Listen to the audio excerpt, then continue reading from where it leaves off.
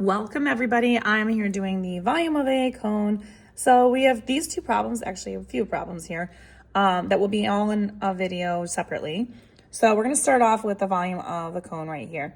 Now at anything we're doing with any kind of circular types of shapes, we are going to have approximate values as well as the exact values. So you'll see how to do both of those types of problems.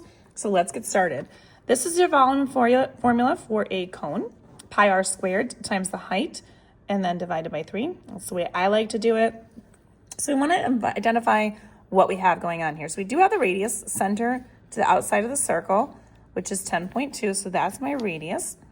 And then we have the height of the cone. So that is from the center of it to the tippity top of that, or in this case, it's actually the bottom, where that pointy part is right there.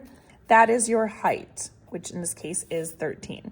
So all I'm going to do is go ahead, and if you are new to this, again, depending upon the calculator you're using and the sophistication and parentheses and how you're using it, you do want to make sure order of operations is done correctly when you're doing these problems. Otherwise, you might have a wrong calculation, so make sure you are using it properly. We're going to take the radius. That needs to be done first because we have to square it.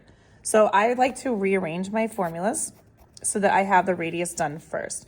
So we're going to do 10.2 and we're going to square it. I'm going to show you this in the calculator in a second. And then we're going to do the h, which in this case is 13. And then we have the pi button at the end, and then we're going to divide the whole thing by 3. So as I said, order of operations is super important here. So we're going to do 10.2. And then in this calculator, we have an x squared button right here. You can see it down on the bottom here. So we're going to square that number. It's just 10.2 times 10.2. And we get this, 104.04. Then I'm going to multiply it times the 13. And when I multiply that times 13, I've got this number. So again, 1,352.52. Now that's with the pi button, not used so far. So I've got this written out times pi. So I've just done the first two calculations right here. Now what I'm going to do is I'm going to do the division here first. So I'm going to take that number, I'm just going to divide it by, divide by 3, and I get 450.84. Now I have not touched that pi button yet. So this is my exact answer.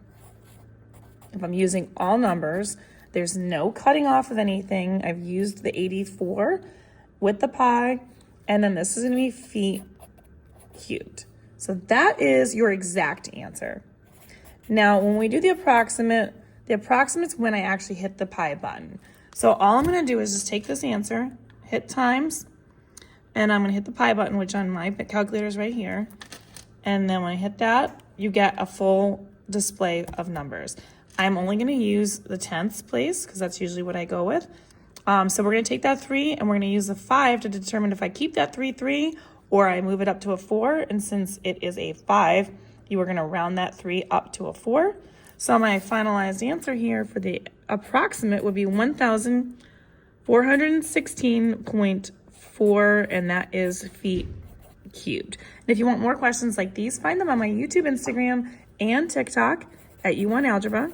These are all going to be located in the volume formula playlist. And if you want to save this for later, go for that.